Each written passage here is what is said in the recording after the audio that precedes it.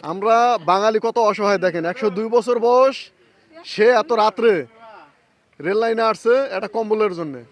কাকি যদি আমার আগেই বলতেন তাহলে আপনার বাসায় আমি কম্বল পৌঁছায় দিতাম, ঠিক আছে? এখন এখন আপনি ওই যে একটু খাবার ব্যবস্থা করছে, এটা খায়া আমার লগে চলেন, আজকে আমার বাসায় থাকবেন, আপনার এই কষ্ট করার দরকার নাই, এই যে কলা, বুঝছেন? এই যে পানি আপনার জন্য।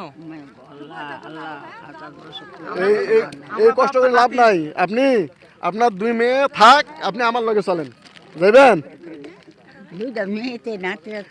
আসবেন মাঝে মধ্যে। মেয়ে টানে যাইতে চায় না।